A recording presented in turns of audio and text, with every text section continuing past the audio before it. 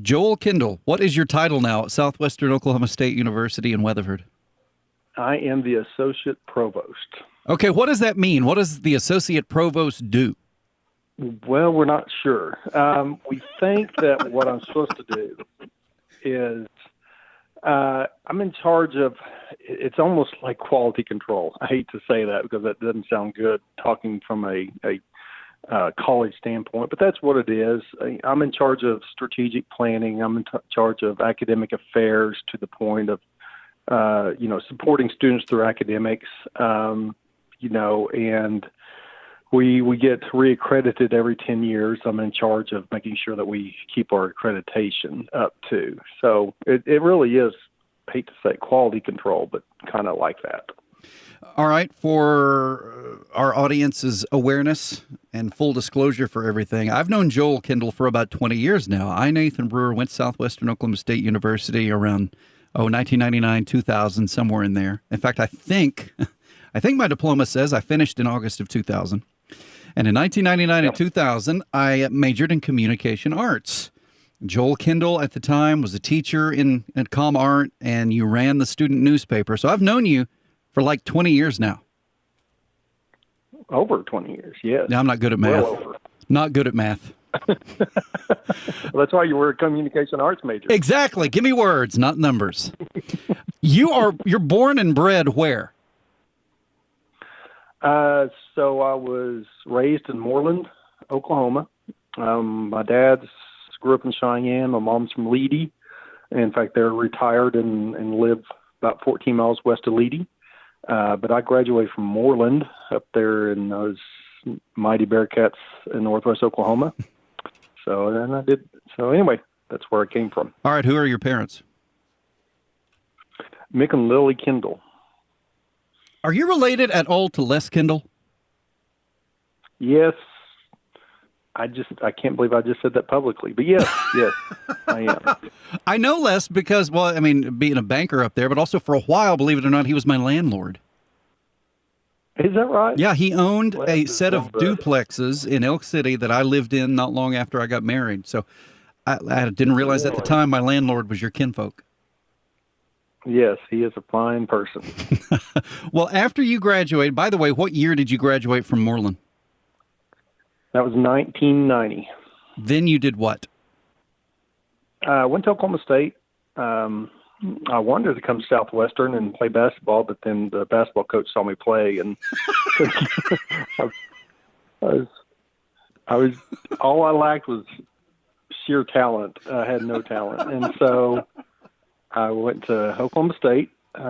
Went there 4 years and got a degree there, and right out of that went to Indiana University and got my master's after that. What did you study at OSU? Journalism. Yeah, I was in the Paul Miller School of Broadcasting and Journalism. Why did you want to study journalism coming out of high school? That was just something that I felt I was good at, and it was interesting. I always wanted to be a sports writer. I thought that was the coolest thing ever, and so that's what I went in trying to do. And is that where you met an acquaintance of mine named John Tracy? Yes, John Tracy from Cheyenne. Yeah, John and I, he was on the broadcast side, I was on the print side, but yeah, we hung out. I forgot. Yeah, he was a good guy. What is the difference? I know some of this, but why did you pick print over broadcast journalism? Why did you do that? What's the difference between the two? Oh, it's just, I don't know. I just, basically, I like to write better than I like to talk. And so that's kind of where I gravitated toward. Anyway, John's a better talker than I am, so he went the other way. So he was a broadcast news guy. You were a print news guy, about the same age? Yeah, we were. So did you write for the student newspaper there, the Oak Legion? The Oak Legion, yes. I wrote some sports stuff. I edited some. I even did a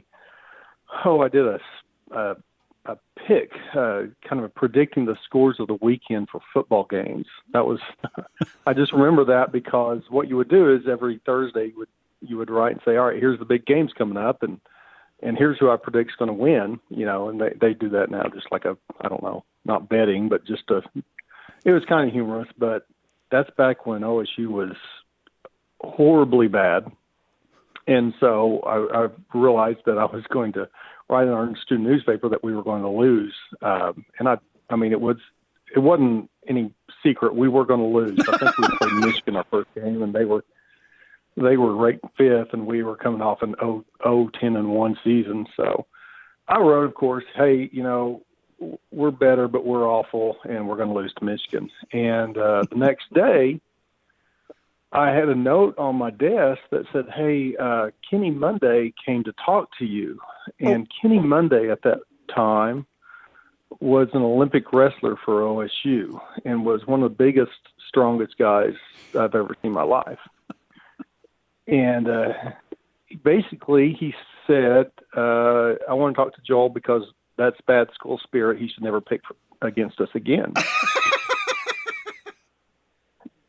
And, I had my journalistic ethics. We were an awful team. And so, but I quickly discarded those ethics and picked for OSU the rest of the season. I said, OSU, every week I said, we're going to win this game. And we get blown out 16-0. But I didn't want Kenny Monday to come find me. So, well, journalistic ethics can only take you so far when physical safety is at issue. Well, if they're going to get you beat up by Kenny Monday, you're going to get rid of them. When you graduated from Oklahoma State University, you went immediately to Indiana? Immediately, yeah. I got a graduate assistant position there and spent 2 years in Indiana and came right back to Oklahoma after that. What did you study? In newspapers. What did you study there at Indiana?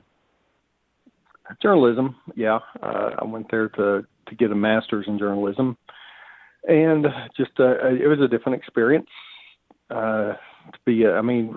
Oklahoma State's 25,000. Southwestern's 5,000 students. Oklahoma State's 25,000. Indiana is 60,000. So I mean, it's for a small town Mooreland kid. I was overwhelmed. It's just unbelievable how big that place was. 60,000? Yeah. That's like half the state's population, isn't it? Indiana's not a very populous state. No, but it's a big school. Okay, so why does a guy from Mooreland who's gone to college at Stillwater, Oklahoma, why Indiana of all schools you could have gone to? Well, it was the advice of some advisors. I was wanting to. I knew at that point, even then, that as much as I loved working in newspapers and journalism, that I eventually wanted to find my way back to university, maybe even teaching. And so they said, well, you got to be get a degree from a top school in journalism. And Indiana was at that time a really, really good school in terms of journalism. So that's why I went there. Why, this is a little bit off topic, but since we're talking about really good journalism schools, why is it the University of Missouri gets this reputation of having a great journalism school? It just built up over time that it attracted some good journalists, and they hired really, really good journalists way back in the 40s and 50s to kind of start that journalism school. And so over time, people gravitated there, and it's where the university put a lot of its resources. And so out of that, it became a really well-known journalism school, and it still is. So you're telling me that even as a 21, 22, 23-year-old, you knew that eventually you wanted to get out of day-to-day writing and get into college teaching or even administration? Yeah, maybe. I really loved journalism. I really loved what I was doing, but I guess I wanted a leg up. I wanted to make sure that I had all the tools and skills that I needed to make it work out of there. And so I went over there for 2 years and got a degree. But the plan was always to come back to Oklahoma and work, and then eventually find my way to university. What did you do after you got your master's at Indiana? Came back, worked at newspapers. I think I worked at the Edmond Sun, which is now no longer as of this year, Ponca City News, Woodward News. I worked my way up to editor for a couple of years of some daily newspapers. So it was probably 3 or 4 years of just working in newspapers. How did you make your way How did you make your way to Southwestern Oklahoma State University in Weatherford? Well, there was a position open. A person was retiring who taught in communication arts, and a couple of people called me up, said, this person retiring, you need to be that person. And so, of course, like I said, my sister had come to Southwestern. My parents graduated from Southwestern. I love the area. It was almost perfect for me to kind of step into the position. And so I didn't even think twice about it. Jerry Nye was the chair of the language arts department that oversaw communication arts. And so I talked with him one day, and we struck up a great friendship, and he offered me the position. This would be a good time to ask you about your family. Are you married? Married. Allison and I have been married for 26 years. You better get that right. Yeah, I'm trying to think. So we got married while we were in college, and so we've been married 26 years. We have 2 boys. One's a senior in college, and one's a sophomore in college. Yeah. You're not old enough to have kids in college, Joel. One's almost out, and it is crazy. But they're good boys. So, but we've lived they've lived their entire lives in Weatherford. The boys did. Who was your wife before you married her? She was Allison Pyle from Laverne, Oklahoma. So we were rivals. Mooreland and Laverne had that kind of Elk City versus Weatherford versus Clinton rivalry when I was growing up. And so we were the Romeo and Juliet. We hated each other in high school, but just couldn't. Well, we were star-crossed lovers. That's right. Love conquered all in the end, didn't it? It did. It bridged gaps right there. All right. Hold on a second. Back in your days of writing for the Edmond Sun or in Ponca City or in Woodward, are there any stories that you had to cover at any of those papers? Are there any stories that stand out in your mind as being just really good work you did or really controversial?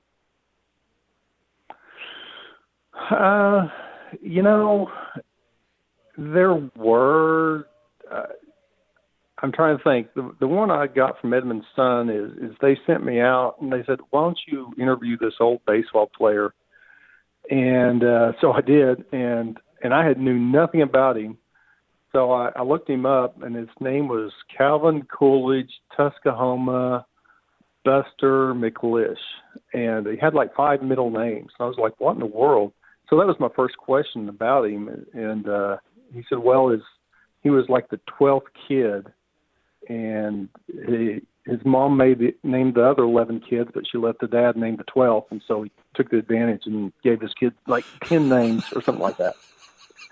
But that was funny. But then out of that, he actually was one of the best major league pitchers of his time in the 45, 46 and was a runner-up to Cy Young. And so we had a great time talking and I just remember that because he was such a neat guy to talk about. So, you talk to those people some days, and then of course you talk to a middle school student of the month the next day. And that's just kind of the fun part about journalism, and it's different every day. Once you finally got to Southwestern Oklahoma State University, which probably would have been in about 97, 98, 99, somewhere in there? Mm-hmm, 98. All right, so Once you get there and you start teaching courses, and you're teaching, basically they're journalism courses that you're teaching, right? Yeah. Okay, what makes good journalism? If somebody walks up to you off the street and says, oh, you've been a writer and been involved in teaching kids journalism, what do you think makes good journalism? Well, I always say, no matter what the medium is, whether it's online, blog, podcast, or anything like that. Paul Miller always talked about the ABCs. And the ABCs are accuracy, balance, and clarity. And I would say that makes good journalism every time. If you're accurate, if you're balanced, if you're clear, you're going to be all right. Joel and I were talking, actually, as we record this. It's a Friday morning, September the 18th? Yeah, that's right, September the 18th. Well, yesterday, off air, of course, we were talking about setting up this interview and some things from our past. And you mentioned that when you actually started teaching back in 1998 or so, I didn't realize at the time how young you were, because I was about 23, I think, when I started at SWOSU in ComArt. I was about 23 years old, and that would have made you only about 28 at the time, right? I think I started when I was 26, yeah. God, and so how did you feel? That's young to be in a college classroom. How did you feel? Yeah. I had no clue what I was doing. I was awful. And I need to apologize to you publicly for all the awful teaching that you got exposed to back then, because I didn't. I was straight out of the workplace. The crazy thing about college is, there's no teacher preparation classes that you take. You just come in and impart your knowledge. And so, I was overwhelmed. I did my best, leaned on my personal experiences to kind of tell students what's good and what's not. But, I really had no clue what I was doing back then. Now, I probably don't still. I don't know if we can name any names, but we can tell stories without naming names. I was trying to get out of college as quickly as I could, which most people do, but I had taken a couple of years off. And so I came back. I was about 23 when I came back, and I'm getting to the age where I really wanted to get done with college and get out there and get on with life because I was married. And anyway, Joel, who wasn't actually my advisor, Jeff Gentry was my advisor. But I took more classes with Joel in ComArt than I did with anybody else. And because he was teaching what I really thought I probably wanted to go do, I spent more time with Joel than any other. And Joel, you really helped me out trying to get past a vice president or administrator who kind of was sort of trying to almost kind of sort of keep me from graduating. Yes. And, there's some times where we got to just take a look at that and say what's best for the student. And you and I thought what was best for you, and he had a different view, and it was fun. It's called conflict resolution. And, that's the thing about college is we teach students more than just what's in the book. We want them to be prepared for life. So that was kind of a lesson for Nathan on how to oversee and overcome obstacles in life. Yeah, it was go to Joel. Go to a guy who's got more stroke than I do. Yeah, I don't think I did. I think I cried and begged and pleaded for you, and I think you had to take one additional course out of OU or something like that, something crazy. Oh, but we got it. We got you out. Yeah, that was actually the hardest. That was probably in both my undergraduate and graduate work. The single hardest course I ever took was right at the end of my undergrad. It was a political science course, and it was what we called back then what did we call it? It was from OU. I didn't have to go to class. It was a correspondence course. They would mail me stuff. I would read books and just write and write and write. And I did. I had to take that at the very end, but Joel helped me and got me out of that. There's another story that you brought up yesterday that I had forgotten I mentioned this to you, but apparently I walked into your office one day and asked about my own odor. Yes, the musk of Nathan. Yes, you just kind of meekly walked in and said, "Hey, Joel, I need to ask you something personal. A skunk got in under our house last night, and I think I smell like it." And I lied and said you smelled fine because no one wants to be told they smell bad. That was very thoughtful of you, by the way. I really appreciate that. Yeah. Not a problem. I have told people on air publicly, and I've told people off air as well, that in high school, I did okay. And my first 3 or 4 or 5, 6 semesters of college, I did okay. I knew early on that speaking and writing is what I was probably best at and what I enjoyed most. So I wanted to figure out how to turn that into a career. And I found out about the comm art department at SWOSU, and I got into your courses. But when I got into news gathering and reporting, which was the basic course for learning to do journalism, I didn't know how to write like a journalist. And I have told multiple people that you, Joel, actually are the one who taught me how to write like a journalist. Well, I appreciate that. And like I said, I apologize probably. I think I remember those first couple of years, there'd be days like it'd be an hour and 15-minute course. And I would talk for like 15 minutes and be totally out of ideas. And I would just say, all right, go talk amongst yourself for an hour or do something. I'm done. And I had no time management stuff back then, but it's better. But I appreciate that. And, we say things like, why is Southwestern the best university in the nation? And we say that, and we're not kidding. And really the reason why we think Southwestern's so good is because of the students. I mean, students like you, Nathan, and just to heap some praise on you, you were married, had kids, you were driving an hour and a half to school every day and working hard. And you're indicative of what most Southwestern students are. And, that's, I just appreciate the hard work that is instilled in Southwestern students and in you, Nathan. And it's always fun to be driving out around Leedey on farm days and hear your name, your voice on the radio and say, hey, that's somebody who actually survived me. And I appreciate that. So back in about 99 and 2000, when I was there in the comm art department there, studying communication arts, you were still teaching old-fashioned print journalism. But since I left in the 20 plus years, things have really changed in the world of journalism and in the world of how people get their information. I mean, you're not in the classroom anymore. You're an administrator as Associate Provost, but even while you were still in the classroom, and certainly since you left, things have changed radically in probably the way you teach students, or maybe not even the way you teach them, but in the methods and what you teach them to work on. How has journalism changed, and what's the difference now in the way you teach students?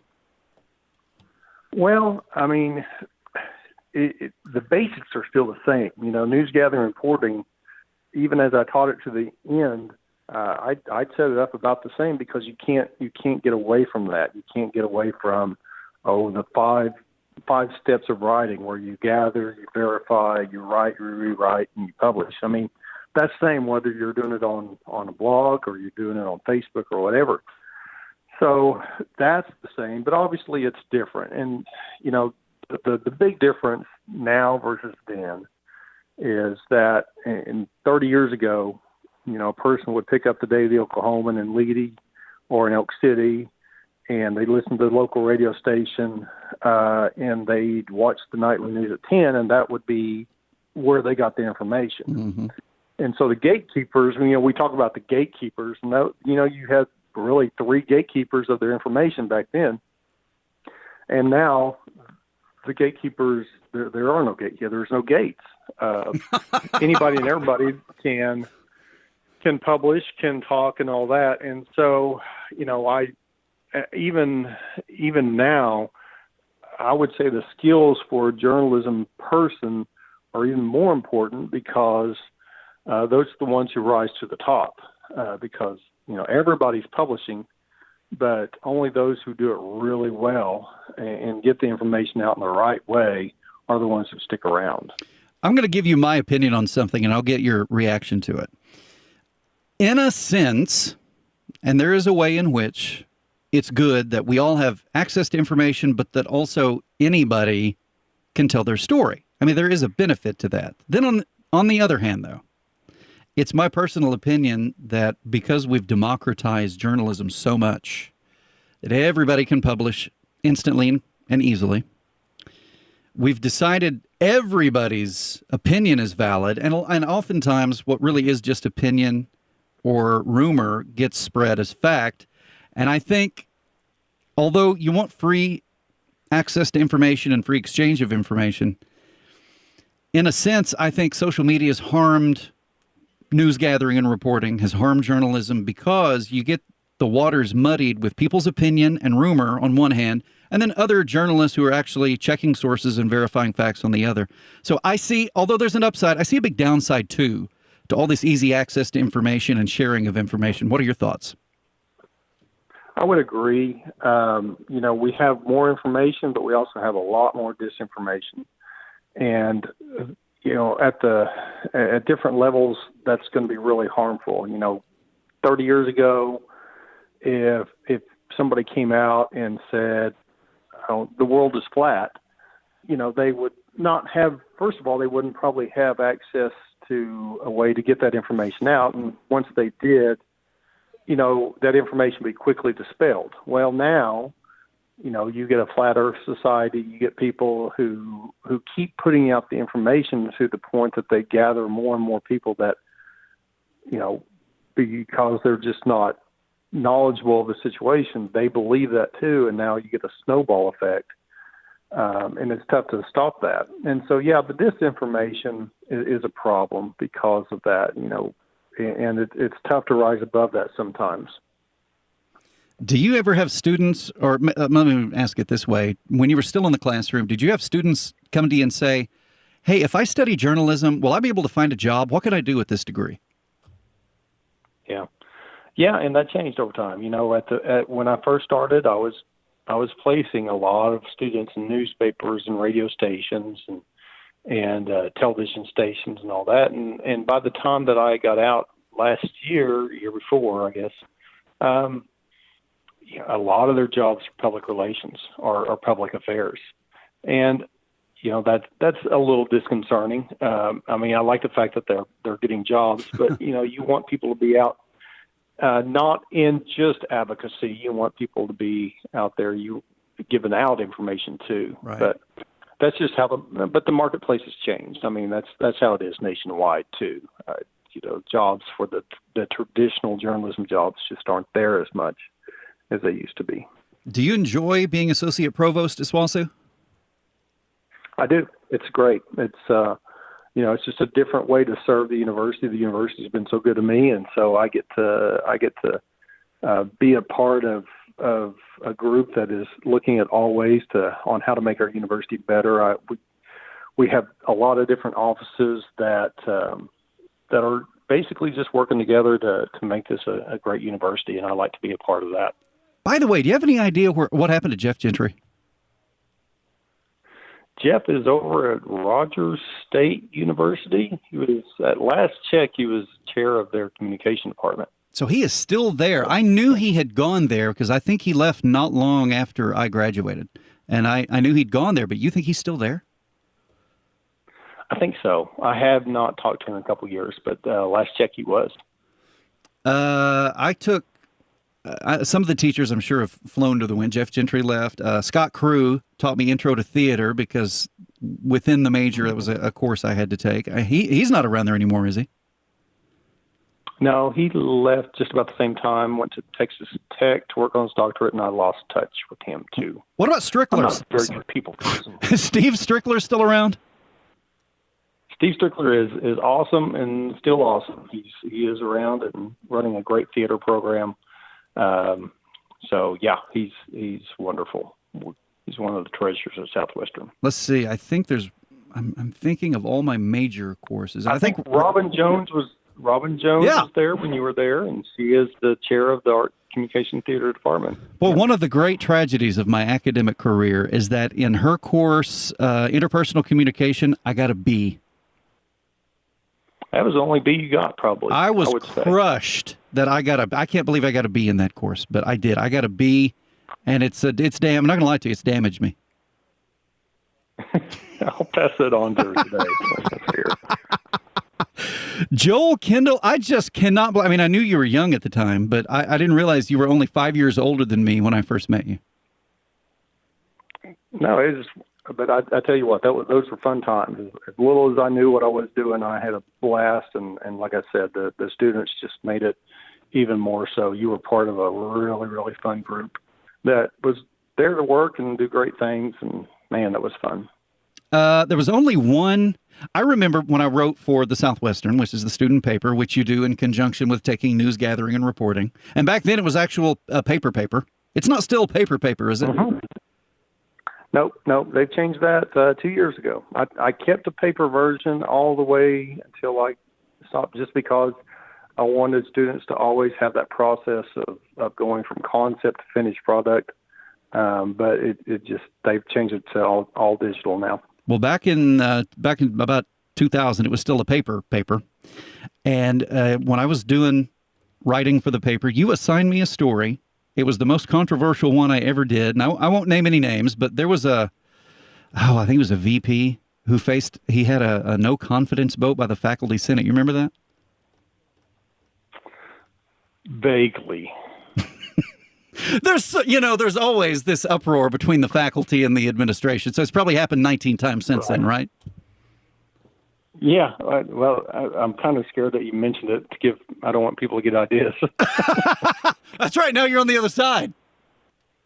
Yeah. Don't tell them they can actually do that. Anyway, that was the very first time I ever, in a story, got to use the phrase "so-and-so decline comment." Oh, wow.